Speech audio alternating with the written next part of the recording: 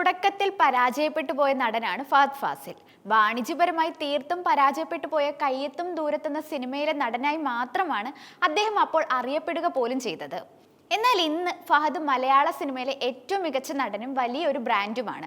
ഫഹദിന്റെ brand നെയിമിൽ ഇറങ്ങിയ സിനിമകൾക്കും വിജയ സാധ്യത ഏറെയാണ്.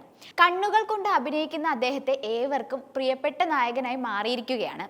റിപ്പബ്ലിക് വേൾഡിന്റെ 2024 റിപ്പോർട്ട് പ്രകാരം ഫഹദ് ഫാസിൽ എന്ന നടന്റെ ആസ്തി 7.14 കോടി രൂപയിലധികമാണ്. ഫഹദ് ഫാസിലിന്റെ ആഡംബര ജീവിതത്തിൽ വാഹനങ്ങൾക്ക് പ്രത്യേക സ്ഥാനമുണ്ടെന്നും അന്ന് റിപ്പോർട്ടുണ്ടായിരുന്നു. കൂടാതെ കോടികൾ വിലമതിക്കുന്ന വാഹന ശേഖരമാണ് ഫഹദിനുള്ളത്. അതിലൊന്ന് 2.65 കോടി രൂപയുടെ സ്ലീക്ക് പോർഷെ 911 കരേരെ എസ് ആണ്. ഇത് പൂർണ്ണമായും കസ്റ്റമൈസ് ചെയ്തതാണ് എന്നും അന്നത്തെ റിപ്പോർട്ട് വ്യക്തമാക്കിയിരുന്നു. 70 ലക്ഷം രൂപയുടെ മെഴ്സിഡസ് ബെൻസ് ഇ ക്ലാസും 2.35 കോടി വിലമതിക്കുന്ന റേഞ്ച് റോവറും ഫഹദിന്റെ കാർ ശേഖരങ്ങളിൽ ഉണ്ടായിരുന്നു. പ്രതിഫലമായി 70 ലക്ഷം രൂപ വാങ്ങിയിരുന്ന താരം പിന്നീട് ഇത് 80 ലക്ഷം രൂപയായി വർദ്ധിപ്പിക്കുകയായിരുന്നു. പുഷ്പയുടെ വിജയത്തോടെ ഇത് 3.5 കോടിയാക്കി ഉയർത്തുകയും ചെയ്തിട്ടുണ്ട്.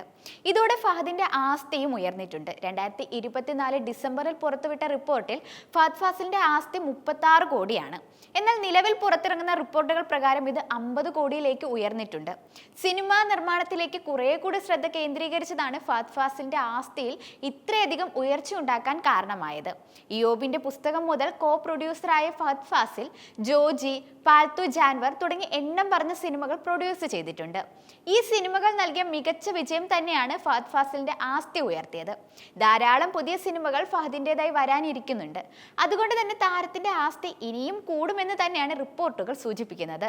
മലയാള ചലച്ചിത്ര രംഗത്തെ പ്രമുഖ നടനും നിർമ്മാതാവുമാണ് ഫഹദ് ഫാസിൽ.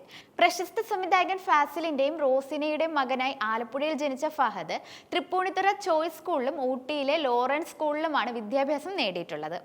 SD കോളേജിൽ നിന്ന് BCom ബിരുദം നേടിയ ശേഷം മിയാമി സർവകലാശാലയിൽ ബിരുദാനന്തര ബിരുദവും പൂർത്തിയാക്കിയാണ് ഫഹദ് മലയാള സിനിമയിലേക്കുള്ള ഒരു വലിയ തിരിച്ചുവരവ് നടത്തിയത്. 2009 Chappakurishu, 22 female Kottayam, diamond necklace തുടങ്ങിയ ചിത്രങ്ങളിലെ അഭിനയ മികവാണ് അദ്ദേഹത്തെ മലയാള സിനിമയിലെ മുൻനിര നടന്മാരിൽ ഒരാളാക്കി മാറ്റിയത്. അതായത് വെറും 1-2 സിനിമകൾ മാത്രമായിരുന്നു അതിന്റെ വളർച്ചയ്ക്ക് കാരണമായത്. അത് മാത്രം മതിയായിരുന്നു അയാളുടെ പ്രതിഭയെ വെളിപ്പെടുത്താൻ.